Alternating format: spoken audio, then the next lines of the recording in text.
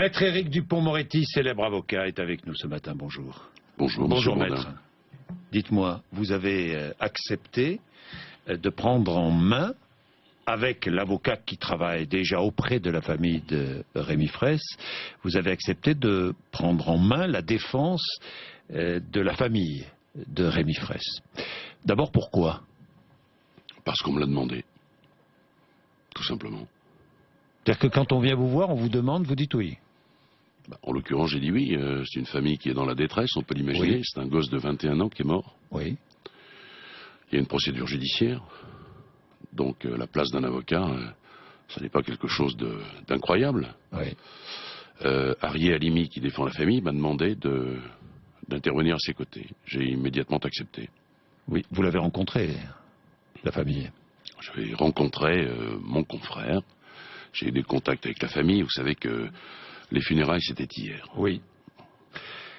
J'ai appris dans la matinée du dimanche, 25-26 la nuit, samedi-dimanche, à Sivins, j'ai appris dans la matinée du dimanche qu'il y avait eu un mort. Je l'ai appris de mon cabinet et du directeur général de la gendarmerie. À ce moment-là, la gendarmerie me dit que la grenade offensive n'est pas à l'origine de la mort de Rémi Fraisse. Elle me dit, nous en doutons, mais il va y avoir des expertises et nous serons au terme de l'autopsie. C'est Bernard Cazeneuve, le ministre de l'Intérieur, qui explique cela ce matin. Aucun commentaire. Écoutez, il y a un temps où il y a des temps qui se conjuguent. Le temps du deuil d'abord. Les funérailles, c'était hier. Le temps de la vérité judiciaire. Le temps de la défense. Le temps pour vous d'informer. Moi, pour le moment, je n'ai pas une connaissance totale du dossier. Mais ce que je peux dire de cette affaire, c'est que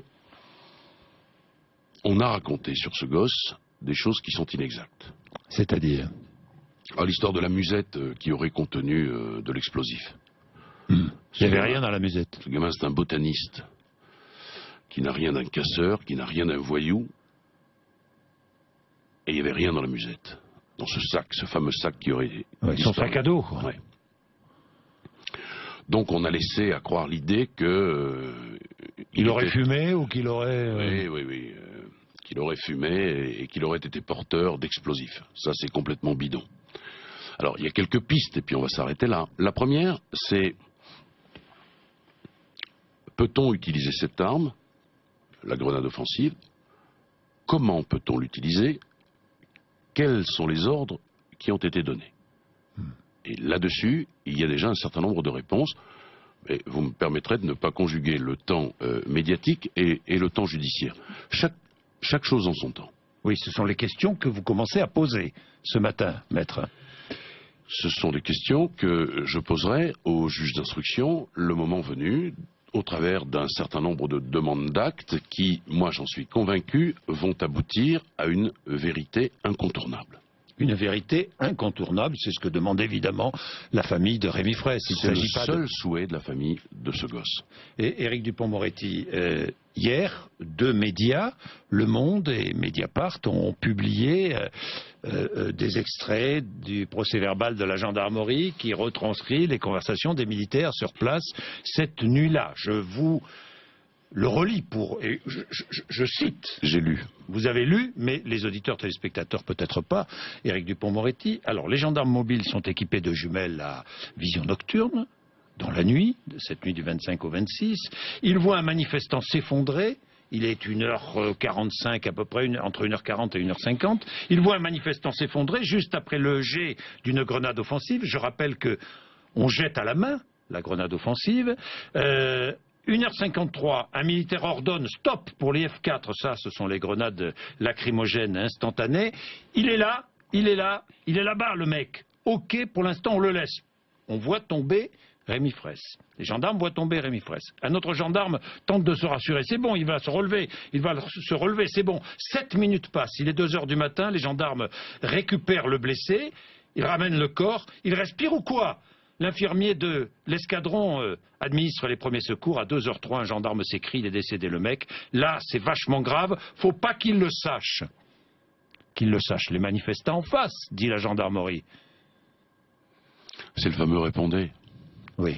Non, je vous dis que le moment pour moi n'est pas venu de m'exprimer sur ce dossier. Mais rassurez-vous, je le ferai peut-être à votre micro, je dirai toute la vérité, c'est un peu tôt.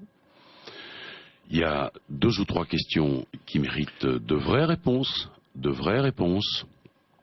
et la justice, pardon, ne se rend pas ici.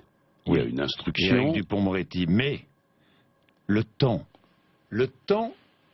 de l'incertitude. Parce qu'il y a eu un temps d'incertitude autour de cette affaire, quand même, parce que selon les premières déclarations... Il y a un temps d'incertitude, il y a un silence assourdissant du garde des Sceaux, il y a des choses qui ont été dites qui sont à l'évidence totalement fausses. C'est-à-dire lesquelles? C'est-à-dire l'histoire de la musette, par exemple. Oui. Le sac qui aurait disparu, on a embrouillé les esprits avec tout ça. C'est une évidence. Est-ce qu'on les a embrouillés volontairement ou pas? Nous verrons. Monsieur Bourdin, s'il vous plaît, moi je ne veux pas faire de ce micro une tribune judiciaire. Je n'en ai pas le désir, je n'en ai pas l'envie, il me manque quelques éléments, je communiquerai le moment venu sur ce dossier complètement. Je dis que des choses ont été dites qui ne sont pas la réalité, on peut d'ores et déjà les rétablir. Je dis pour le reste qu'il y a un certain nombre de pistes, je les répète et je m'arrête là, en dépit de votre insistance. Non, ça c'est mon rôle. Non mais c'est votre rôle de journaliste, mais mon rôle d'avocat c'est aussi de vous dire que le temps n'est pas venu. Je vous dis simplement, on va vérifier quels sont les ordres qui ont été donnés, en particulier par le préfet. Oui. Par le préfet, oui. Si l'on pouvait utiliser cette arme, si la présence des gendarmes était légale à cet endroit, et si l'arme a été utilisée conformément aux circulaires, parce qu'il y a un certain nombre de vraies questions là-dessus, et nous verrons ensuite les conclusions qu'il faut en tirer. Vous comprenez, je vais en finir, est-ce que vous comprenez le silence du ministre de l'Intérieur pendant 48 heures? Non. Et le fait qu'ils disent, au bout de 48 heures, il n'y a pas eu de bavure? Ça non plus, je ne comprends pas. Parce que ça, on le dira au terme de l'instruction. S'il y a eu bavure ou pas. On verra comment on a utilisé cette arme. Est-ce que cette grenade a été jetée vers un groupe? Est-ce qu'elle a été jetée au sol? Tout ça, ce sont de vraies questions. Et il est trop tôt, en tous les cas pour moi, pour y répondre. Certains vont vous dire, ne renversons pas tout. Ne chargeons pas la gendarmerie dans cette affaire. La gendarmerie a fait son travail et les manifestants n'avaient pas à être là. Non mais écoutez... vous avez entendu ça, vous l'entendez. Moi aussi. Vous alliez arrêter, mais vous y revenez. Non, j'y reviens pas. Je vous pose cette dernière question qui renverse le débat. Mais pour dire la gendarmerie a fait son travail... Qui était là pour maintenir l'ordre. Mais d'accord, mais il y a quand même un gamin de 21 ans qui est mort. Ça doit poser un certain nombre de questions. Des questions que la justice est chargée de se poser, et la justice est chargée d'y répondre. Donc, 2 secondes. 2 secondes, le droit de manifester, c'est un droit qui existe. Le maintien de l'ordre, c'est un droit qui existe. On verra comment les choses se sont passées. On a quelques éléments factuels. Moi, je ne veux pas fuir vos questions, je dis simplement qu'il est trop tôt pour y répondre. Eh bien, vous viendrez y répondre, Éric Dupond-Moretti, ici. Autre sujet qui provoque votre colère, Éric Dupond-Moretti, c'est cette perquisition qui a été effectuée sur ordre d'un juge, le juge Gentil en l'occurrence, chez un de vos confrères, Hubert Delarue, maître Delarue. Pourquoi cette colère? Rappelez-nous les faits. D'abord, c'est la raison pour laquelle vous m'invitez. Oui, c'est l'une des raisons. Car lorsque vous m'avez invité, vous ne saviez pas encore que j'intervenais pour la famille Fraisse. Bien sûr, exactement. Non, je suis en colère et nous avons pris l'initiative, Hervé Temim, Pierre Haïk et moi-même, de lancer une pétition nationale. On en a ras-le-bol de la façon dont certains juges, et j'insiste sur le certain, dont certains juges nous traitent. Il y a une nouvelle espèce de juges, là, de super inquisiteurs qui s'affranchissent d'un certain nombre de règles. Alors, qu'est-ce que c'est que cette histoire? Hubert Delarue est l'ancien bâtonnier d'Amiens. Il y a plus de 2 ans de cela, il défend un homme qui est détenu, on va l'appeler Monsieur X. La famille de cet homme communique à Hubert Delarue un certificat d'embauche et un cabis. Le cabis correspond au certificat. Enfin, plus Pour exactement... obtenir une mise en liberté. Voilà, une demande de mise en liberté, mon client est susceptible de travailler. Oui. Ça, c'est le quotidien des avocats. Tous les avocats qui nous écoutent vont se reconnaître là-dedans. Il va s'avérer que ce document est un faux. Voilà. C'est une entreprise bidon. Maître Delarue ne le savait pas. Maître Delarue n'en sait strictement rien. D'ailleurs, il va être entendu par un juge qui lui dit « Mais moi, je ne peux pas vous soupçonner de quoi que ce soit. » Il bénéficie du statut de témoin assisté et dit le juge « Le dossier, pour moi, est fini, il est réglé. » Il y a 2 ans de cela. Arrive à Lille Monsieur Gentil, l'illustre Monsieur Gentil. Et Monsieur Gentil décide, avec 4 policiers, Monsieur Bourdin, 4 policiers, d'aller perquisitionner le cabinet d'Hubert Delarue. Et d'ailleurs, ce qui est extraordinaire... Violant le secret professionnel. Alors, on va y venir. Le juge lui dit, je ne peux pas vous interroger, vous êtes tenu au secret professionnel, donc je viens chercher votre agenda. C'est un aveu, mais en toute liberté que lui fait le juge. Voilà, je sais que je n'obtiendrai rien si je vous entends, vous êtes tenu au secret professionnel, donc en clair, je viens le violer moi-même. La perquisition commence le matin et quelques minutes après le début de la perquisition, des journalistes de Radio France Picardie appellent le bâtonnier Delarue pour lui dire « Monsieur le bâtonnier, est-ce qu'il est vrai qu'on est en train en ce moment de perquisitionner votre cabinet ?» Ça s'appelle ça une petite violation du secret de l'instruction, Monsieur Bourdin. Qui a prévenu les journalistes? X. Le juge, sa greffière, des gens du parquet, des gens de la police. Fabuleux quand même, hein. Quand on sait que le même juge a placé des gens en garde à vue pour des violations du secret de l'instruction, quand même ça pose problème. Ça c'est pour nuire à l'avocat. Donc, on a regardé l'agenda, et si vous avez été le client... Le juge Gentil, je précise, qui a instruit l'affaire Bettencourt. Hein. Oui, et qui avait déjà essayé de prendre l'agenda de Thierry Herzog, avocat. Là, je ne parle pas de l'agenda du président de la République. Oui, hein. non. Celui-là, il l'a obtenu. Oui. Ouais. L'agenda de Thierry Herzog. Et au moment où il souhaitait prendre l'agenda de Thierry Herzog, le bâtonnier de Paris avait écrit au juge Gentil pour lui dire « Attendez, c'est couvert par le secret professionnel. Vous ne pouvez pas prendre cet agenda. D'ailleurs, il est à l'ordre des avocats du barreau de Paris. » Bon, ça n'a pas, cet avertissement n'a pas suffi, vous savez. Oui. Et donc le juge est revenu chercher un nouvel agenda, il doit les aimer, et donc il a consulté l'agenda. Mais si vous avez été client d'Hubert Delarue, parce que c'est l'occasion pour moi de redire ici que le secret professionnel ne protège pas l'avocat, il protège ses clients. Eh bien le juge sait que vous avez rencontré Hubert Delarue. Et ça c'est une violation, mais gravissime, du secret professionnel de l'avocat. Voilà. Alors, si je reçois demain d'une femme qui m'a confié son divorce, une attestation disant que cette femme est merveilleuse, que son mari est un salaud, j'ai quoi? L'obligation de vérifier si le témoin est réellement le scripteur, et si je transmets une attestation qui est fausse, c'est chez moi qu'on vient perquisitionner, mais on marche sur la tête. Mais ça veut dire quoi? Ça veut dire que les juges sont au-dessus des lois aujourd'hui? Ça veut dire certains que certains juges, mais bien sûr, dans notre pays, écoutez, certains juges d'instruction. Monsieur Bourdin, je vais vous expliquer que il y a peu de temps, on a perquisitionné le cabinet d'un avocat ajaxien, le bâtonnier d'Ajaccio, dans une affaire qualifiée de terroriste. Oui. Eh bien, monsieur Hayat, magistrat, a refusé la saisie de son portable en disant que c'était couvert par le secret professionnel.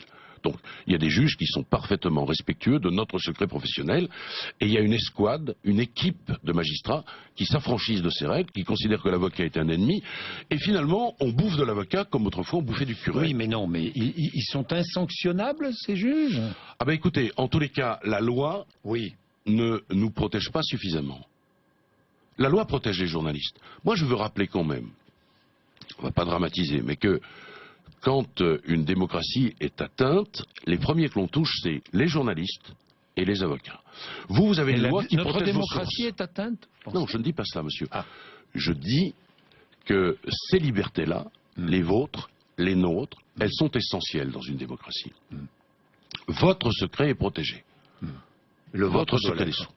Le nôtre l'est dans une affirmation législative qui n'est pas suffisante, puisque des juges s'autorisent à venir consulter l'agenda d'un avocat en faisant cet aveu extraordinaire. Extraordinaire. Ben écoutez, je sais que vous êtes tenu au secret professionnel, monsieur le bâtonnier, mais je viens voir ce qui se passe. Je voudrais dire que tout ça, ça fait suite à de multiples violations.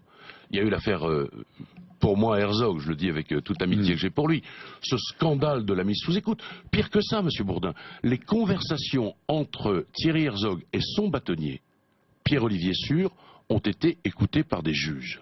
Bon, ça suffit. Ça suffit. D'ailleurs, vos dernières déclarations ici avaient fait bouger le président de la République. Je ne sais pas si vous vous souvenez. Eric Alors, Dupond-Moretti. pas suffisamment, c'est la raison pour laquelle on revient à la charge, vous savez. Oui. Parce que le président de la République a promis aux bâtonniers de Paris une loi. Bon. Pour renforcer le secret professionnel des avocats. Bien sûr. Savez-vous que demain, par exemple, si un juge cherche votre adresse, il peut venir perquisitionner mon cabinet pour l'obtenir. Mais mon cabinet, ça n'est pas une annexe d'un commissariat. Il peut. Il peut.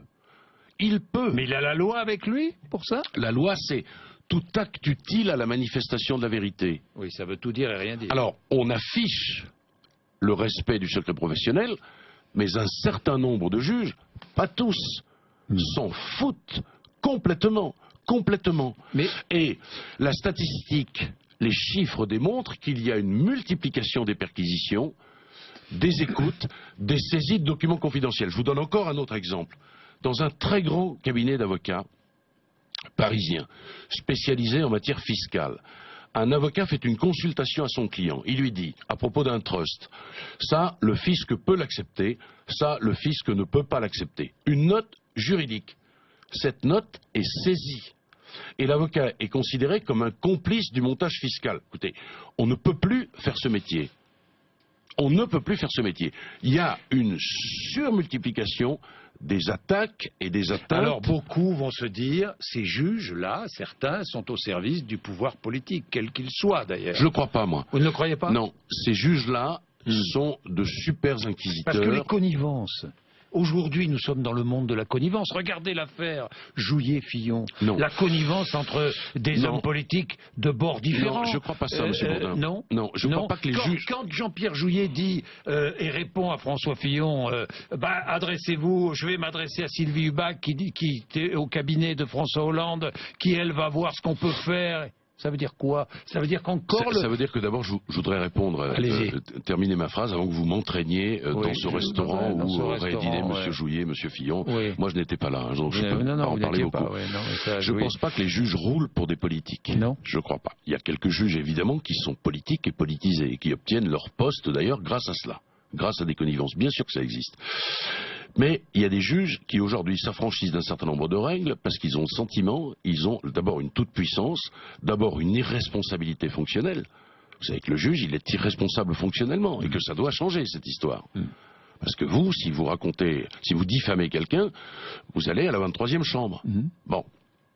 Moi, si je n'interjette pas appel dans le délai qui est prévu par la loi, j'engage ma responsabilité civile. Bon. Donc, il y a une équipe de juges, on va le dire comme ça, qui se sont totalement affranchis des règles qui sont les nôtres. Voilà. Ils ont même été jusqu'à surveiller les fadettes des magistrats de la Cour de cassation. Je ne sais pas si vous imaginez le truc. C'est-à-dire qu'il n'y a plus de limite. Et nous, ce qu'on veut, puisqu'ils ne savent pas s'auto-limiter, puisqu'ils ne savent que pas... Que la loi les limite. Ben voilà, que la loi leur impose, les mette au pas et leur impose un certain nombre de règles qui leur permettent de se souvenir une fois pour toutes que le cabinet d'un avocat, il est inviolable. Je tiens à dire pour les auditeurs que, naturellement, si un avocat est suspecté d'avoir commis quelque chose, il est injusticiable comme un autre. Mais dans son exercice professionnel, il n'est pas injusticiable comme un autre. Un dernier point, c'est une information qui est tombée il y a un instant. Vous allez me dire, bon, à Fresnes, qui est une prison... connue, les détenus identifiés comme islamistes radicaux ont été regroupés dans une même partie de la prison. Qu'en pensez-vous? Je pense qu'il faut beaucoup réfléchir à cette question. Oui. À la fois, c'est du communautarisme pénitentiaire, et à la fois, c'est la volonté, je pense, de ne pas contaminer une partie de la population pénale qui, dans la détresse que l'on peut imaginer, est accessible à ces saloperies là, d'islamistes radicaux. Voilà, ça mérite réflexion. Je ne peux pas vous répondre comme ça. Merci, maître Éric Dupond-Moretti. Merci d'être venu nous voir ce matin à 8h55.